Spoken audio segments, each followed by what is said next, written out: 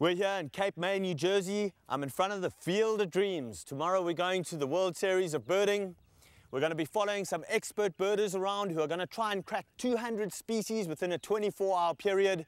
Ourselves, following them, we're going to try crack 100. I'm going to get some practice in and we're going to see if we can hit it out the park tomorrow.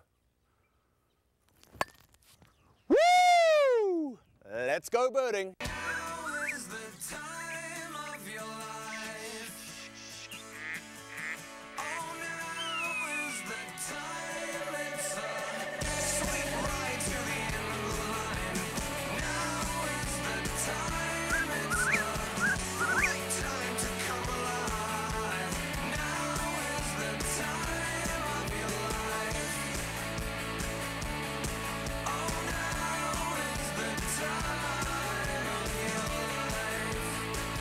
Smoking ponies, did you see that bird? This is the perfect habitat for this bird. Yeah, that's what I call birding. Awesome, that's our golden bird.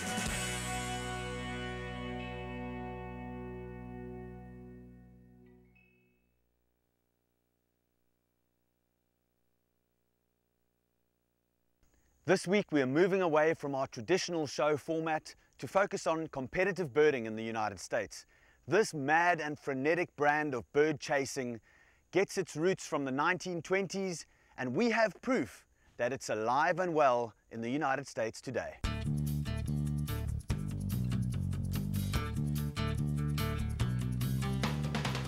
Competitive birding can take many different shapes and forms, from the relative peacefulness of a competitive walk in the park to the rigors of a full-blown 24-hour World Series of Birding. First, we headed up to Central Park in New York City to introduce two teams of novice birders to competitive birding. Each team is being led by an expert from the National Audubon Society, and the aim is to try and see which team can spot as many birds in an hour and a half in Central Park. Incredible to think how many birds can be spotted in a short space of time in one of the largest cities in the world. It's going to be quite interesting to see how these birders, these groups of birders who have never been birding before, many of them in their lives, what kind of total we're going to get. We've only given them an hour and a half to spot as many birds as they can. Although they're led by an expert, there's very, very clear rules, and the expert has to get at least one member of his team to verify what they've seen. I bet they get between 40 and 50 species in an hour and a half. That'll be incredible if they do. Let's go find out. This is Central Park, one of the best birding locations in the entire USA. This place, at this time of the year, throngs with migrating songbirds and with a whole host of other species of birds. What makes Central Park so special as a birding destination is the diversity of habitats. This place has got forest, water, grasslands, it's got woodland, it's got so many different types of habitats, all within a small island in this urban metropolis. Any migrating bird flying over at night that's tired and needs a sanctuary to rest makes a beeline straight for Central Park. Well, Central Park is one of the great birding places in the country and actually in the world. I've been birding here for 15 years and love it. You can see up to 100 species of birds in one day here on a good day. It's a fabulous place. And it's one of our important bird areas. You know, birds are migrating all over the planet all the time, and they need to stop at particular places where they can get nourishment, where they can raise their young, where they can feed. And these are the places that we designate as important bird areas. And each of those stopover places on the migratory life cycle of a bird is important and needs to be protected. This park is well known amongst New Yorkers as a place to come and exercise, a place to go walking, or just a place to relax. But most importantly, it's also a place where New Yorkers come to connect with nature. For many young birders, this park will be their first experience with the natural world.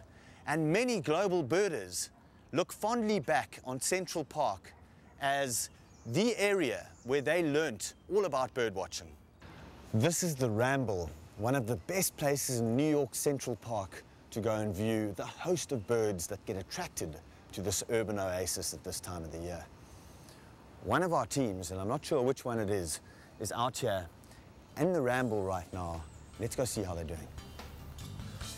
Anybody got warbler neck yet? Warbler neck is an affliction purely limited to birders, and it comes from looking up in the trees at small warblers. You get this terrible ache in the back of your neck. It can be quite serious in some cases. So let's hope that none of these guys come down with warbler neck. Oh, and it'll go bunting. Beautiful.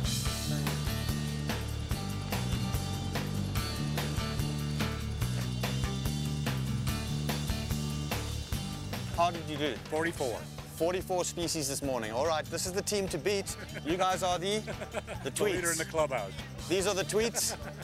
44 is the number to beat. Let's see what the other team has. We haven't tallied yet. We're gonna do that now. But we're Okay. gonna hold our cards close to our chest. We will not tell you what the score is. We'll let you tally up and then meet back with us in like 2 minutes. Fantastic. Okay, Thank you. good. Come get some coffee and some breakfast. All right. And now for the moment you've all been waiting for. The two journalist teams that went out. We had a team called the Tweets and we had a team called the West Siders, both competing to see how many birds they can see in the morning. Well, the Tweets, ably led by Harry from Audubon, came back with a staggering 44 species of birds this morning, okay? But that just wasn't enough to top the West Siders, who came in with 53 species of birds. As a thank you for leading our groups this morning, Richard and Harry would like to present you with a Wingscapes bird cam, which you can put up at your Audubon centres and use at home. We hope that a lot of people will get some great enjoyment out of this. This is a fantastic way to enjoy your birds coming into your feeders when you're not around. So enjoy those, and thanks very, very much. Thank you. It was Thank a you very wonderful much. time.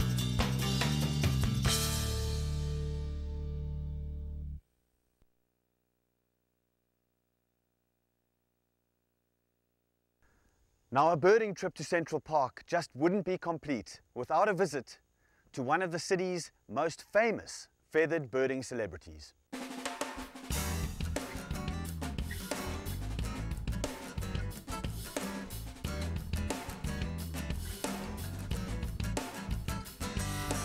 The building behind me marks the site of one of the most amazing controversies in New York.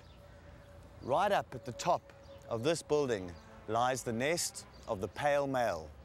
This is a red-tailed hawk, and this particular bird sparked a public outcry because of the building's decision to pull down its nest.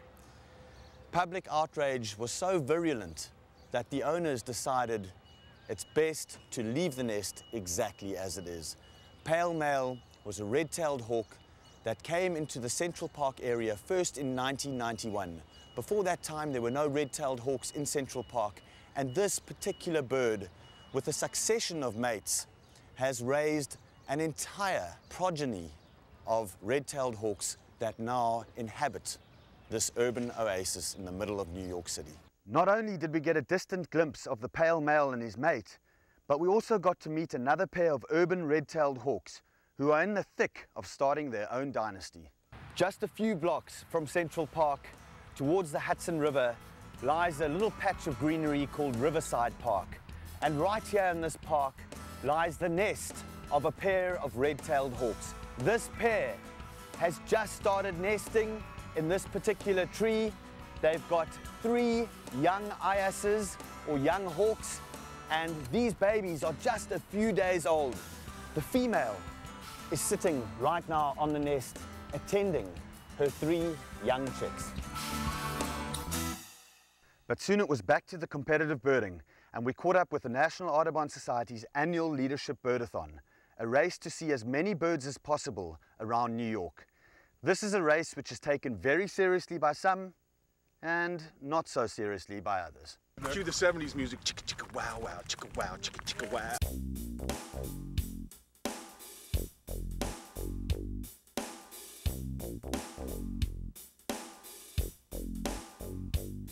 This is Jamaica Bay, and this is also a migrant trap. A lot of birds flying up here in the middle of the night will find this patch of trees behind me as an attractive place to hunt for food and to stop and rest. Jamaica Bay is also great because it's a salt marsh.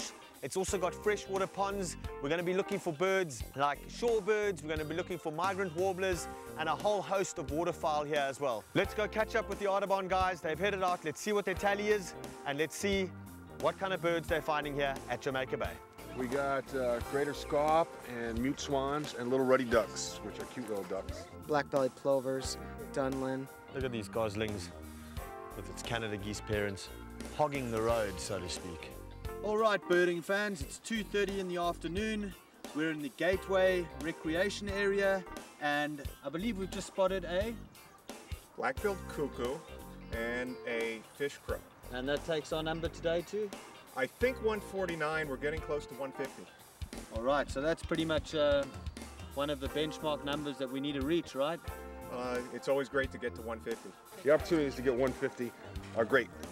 Promising, very promising at this point. Well, this brings to a close Audubon's annual Leadership Birdathon. And we've predominantly birded in two spots, Central Park and Jamaica Bay.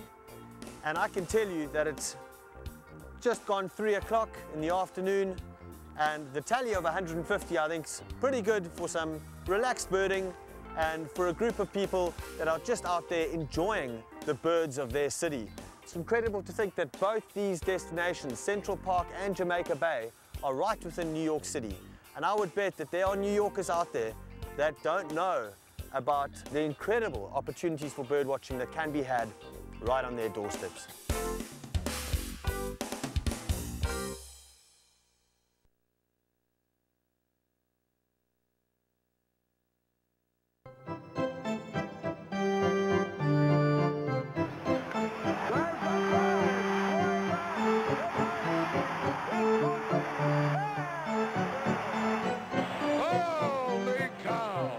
Now, to really highlight the competitiveness of birding, we had to head up to Cape May, New Jersey to focus on the World Series of Birding, an event at which the competitiveness of birding is pushed to the utmost limit. Over 100 teams compete during a single 24-hour period. Their mission, to record by sight or sound as many different bird species as possible. But it's not as simple as that. A would-be competitor needs to first decide which of the 13 different categories fit him or her best, from youth teams to the carbon cap teams who need to see as many birds as possible under their own power, to digiscoping teams who need to photograph all the birds through a telescope, and to those teams who decide to compete under their own rules. We even decided to form our own team. Along with David Lord, our guide for the day, we aimed to try and see as many different species as we could whilst filming the entire event. Not an easy task, but we weren't about to go soft on the competition. So our target, David, what do you think today? 100 species? I'd say 100, yeah. Yeah, 100 would be a good number. Let's see if we get it. We're on about 20 now, I think. And there we have number 21, Great Crested Flycatcher, right over here. Okay, we've got chimney swifts above us here. And a housefinch flying right. Housefinch behind us. Okay, 2 new ones for the list. There's a black-throated green right there. Oh yes, we've got sanderling. With so many categories to choose from, we decided to keep it simple and focus on 2 teams for the day. Team Riding Birdie, who were competing for the Carbon Cup, and one of the veterans of the competition, Pete Dunn, who competed at the very first World Series of Birding 26 years ago. Anything in particular you're trying to look for right here? Just migrants right now. The game in Cape May is you got to get the migrants. Right. And so I got a couple of hours. They're moving now. They're still coming in, as a matter of fact. There's birds still coming in. And Higby Beach was actually hopping. If it wasn't for the fact that I had to come and see you guys, I'd be still there. Well, we don't want you to get a lesser number because of us. So keep going. Good luck, and we'll check in with you later. Okay, very good, thank you. We're in a patch of white cedar forest here. We're at a bridge with water flowing underneath this bridge, and Team Riding Birdie have just arrived. We're trying to keep it down a bit. These guys are trying to bird, get a few additional species for their list. What's going on here, Tony? What are you guys looking for here? Louisiana water thrush. Oh, we've been here for a while. We haven't heard one, but good luck. Now not to tell us if you did. Either way. This is a must-do spot on the World Series of Birding. It's a place called the Meadows, owned by the Nature Conservancy. It's a wonderful place to spot birds because it's got a huge diversity of habitats. open grassland, marshes, reed beds, and some woodland as well. We're gonna check in with Pete Dunn.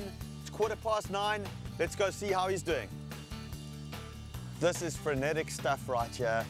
I mean, Pete is never just walking. He's looking around all the time. He's stopping to check every single bird that he hears or that he sees passing by. He's a birding machine. Pete, if you don't mind, sorry, we just don't want to keep you too long from everything, but just quickly tell us about the World Series of Birding, how you started it, and just a bit of history about it, quickly. Well, actually, the history goes back to the 20s and 30s. The Big Day is an institution that was championed by a guy named Charlie Erner and Ludlow Griscom, and they just had a passion for how many birds can you find, and, well, they didn't do 24 hours. We added that element, I think. But the Long Point Bird Observatory in Canada was the first one that got the idea of making it a fundraiser, a birdathon. And then we just took the next logical step. We just went, well, if one team is good, why not lots of teams? And, you know, myself and Pete Pazinski and Bill Boyle, and I think David Sibley had a hand in it too. But it was Roger Peterson who actually gave it the name. He was on the first World Series of Birding on our team, and we were calling it the biggest day. And he said, well, we need something with a little more pizzazz, don't you think? How about the World Series of Birding? And who's going to argue with Roger? This is what Cape May is all about, and this is where a lot of the teams will have to stop. This behind me is incredible. We've got Dunlin by the hundreds here. There are red knot here, semi-palmated sandpipers, willet, dowitchers. There are just shorebirds of every kind and variety right out here on these mudflats. So to get a seriously high total at the World Series of Birding, you've got to obviously include the beach and include the sea so that you can get seabirds and shorebirds. We're right now at the southernmost tip of the state of New Jersey. There's some rocky jetties over here as well. There's some great seabirds out there. We've seen northern gannets out there. There's oyster catchers on the beach here. And this diversity of habitats is what is needed to get a great total on this day. Woohoo! Bird number 100 on our World Series of Birding. Wild turkey, right here on the side of the road. Awesome. Look, they're fanning their tails. This is great. All right, checking in, 4 o'clock, 4 p.m. Team riding birdie. Tell me, how many miles have you guys covered today? At least 60 so far. Can you guys roll a little impromptu song for us? Brewer sparrow, LBB. This little brown bird looks so ordinary, but don't you judge a bird by its color. This little guy can sing like no other. He sings the short song to find a mate, and then he sings the long song, defends his territory. And then he flies overhead like a long bomb. He's gotta feed his little lady, doesn't want to keep her waiting because she's busy incubating, keeping them blue eggs warm. Sweet, alrighty. Woo! Team riding birdie. Shout out to the Brewer Sparrow. Cool, and we'll see you guys at the finish line, all right? Good luck for the rest of the day. We hope you get the red-headed woodpecker. Alrighty, let's go birding. Well, the daylight hours are fading on this, the 26th World Series of Birding. We've still got some birding to do, but we've seen 115 species today. Cape May and New Jersey are just incredible places to view birds. So how did today go? It was challenging. When you're driving and you're birding and nobody's keeping track of anything, you get to the end of the day and you go, I don't remember seeing a flicker. Did we see a flicker? Oh, wait a second, there is no we, it's only me. You know, we didn't see a flicker. So if somebody's keeping track, you know, at some point during the day, you just go, we should be on the lookout for a flicker. Well, certainly, you know, it is a fundraiser, and I'm guessing right now pretty close to $9 million has been raised over the course of the event. But one of the things that I feel most pleased, maybe proud of, is how it's elevated New Jersey, the stature of New Jersey in the eyes of birders. New Jersey is a great birding state. We have a lot of habitat. We have a great avifauna, and people are now beginning to respect that. I think that people have been made to respect that because of the World Series of Birding largely. I love it. I mean, it's great. I mean, I've been, I was a singer in a punk band that traveled all over the world, played on the street in Indonesia. I've been in several riots. Been in street brawls. I've dated, you know, attractive women with severe mental issues, and I will say that the World Series of Birding ranks up with all of that stuff for being, you know, like exciting. I look forward to it every year. gets my blood pumping. At the end of the day, our camera team managed 119 species, but this paled in comparison to Team Riding Birdie, who won the Carbon Footprint Cup with 134 species, Pete Dunn's individual total of 175 species, and the overall winner of the day, the loggerhead shrikes, who ended up with an amazing 229 species of birds seen in 24 hours. The World Series of Birding is a great event. For those of you that want to find out more about the winners, log on to www.birdcapemay.org.